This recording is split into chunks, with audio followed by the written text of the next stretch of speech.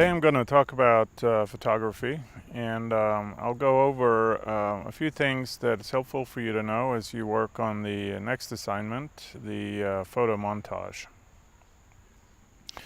The first thing that I'm going to talk about are some of the controls on the camera that are useful to know about to give you more creative freedom as you create and compose and produce your images for the assignment.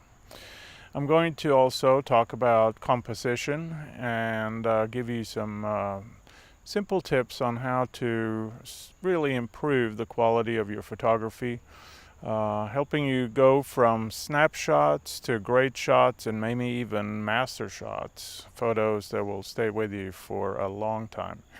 So I'm excited, I hope you are too, and let's get into it. Photography is the art of painting with light or writing with light.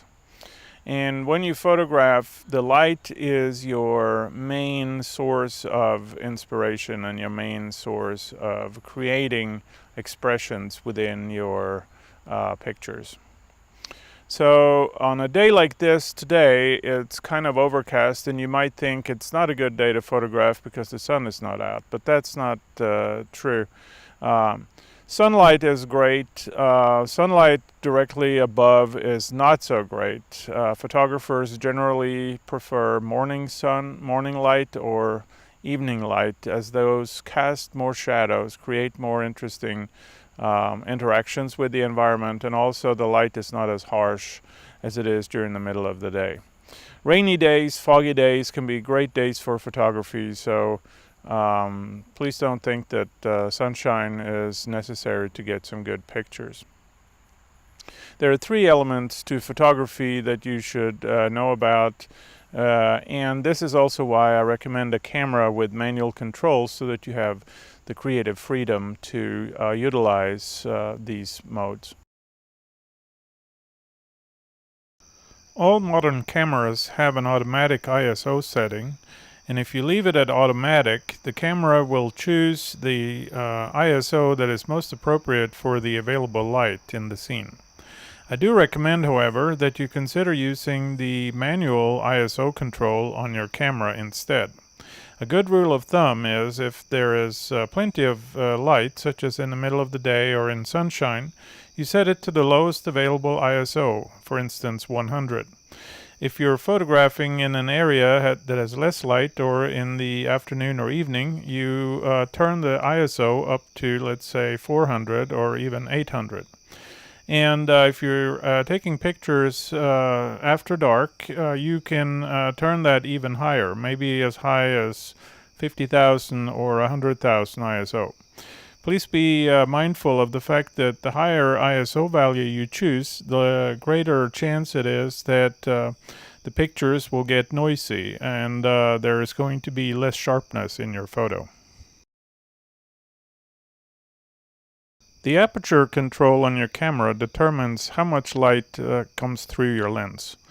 An f-stop of 1.7 or 2.8 means that you're shooting with a wide open lens, and that produces a very shallow depth of field, which means that your subject will be in focus, whereas the background will be blurred out. An f-stop of f16 or 22 produces an image that has sharpness from the foreground all the way through to the background. The shutter speed on your camera determines how long the sensor is exposed. If you want to capture a fast-moving subject, you will want to set your shutter speed very fast, for instance 1/1000th or 1/2000th of a second. And if you want to create motion or movement in your picture, you may want to set a very slow shutter speed so that it captures that fluidity. All modern cameras also has a fully automatic mode where the camera will determine ISO, aperture, and shutter speed based on the metering of available light. I don't generally recommend taking pictures on fully automatic. What I do is I set it to what's called aperture priority mode, which means I leave the shutter speed on automatic and I either set my ISO to the lowest available for the light conditions, or I also leave that on automatic, and then I control the camera using the aperture. So now that you know a little bit more about the manual and creative controls on your camera, let's take a look at how you can improve your pictures by following a few simple rules for better photography. First thing that I want to mention is the rule of thirds. This is going to be the easiest and most efficient way that you can improve the quality of your photos. When you look through the viewfinder, imagine 2 lines horizontal and 2 vertical dividing your picture frame into 9 squares. Instead of placing your main subject in the center of your picture, you want to move it off to either side or top or bottom so that it creates a line that moves your gaze from your subject and into the picture.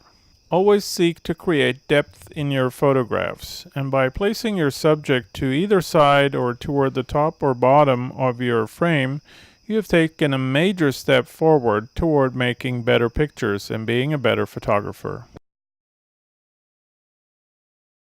The next tip is closely related, and it uses leading lines to help you tell a story and create a narrative in your photos. Also, leading lines help move your viewer's gaze from the foreground into a subject in the middle ground or background that you want to draw their attention to. Sometimes it is helpful to consider the foreground, middle ground, and background elements of a photograph. When you're doing this, you create a composition that moves the viewer's gaze from one element to the next, and thereby creating a story or an experience in your photograph. Most people take pictures from normal height, that is, standing up. But if you try to change your perspective, you can create some really interesting experiences. So try to get down on your knees or climb up to get a different perspective. Also, moving in really close will help you create more interesting photographs. The final thing that I want you to think about as you compose your photos has to do with the edges around your photograph. When you take the picture, sometimes there can be elements of distraction that creep into your photo. These can be cropped out in post, so once you get back to your computer and take a careful look, see how you can improve your picture by eliminating those distractions at the edges. If you follow these 5 simple rules, your photography is going to improve significantly. I hope you will have a lot of fun when you're out there creating your photo montage assignment, and I cannot wait to see what you come up with. I wish you all the best of luck.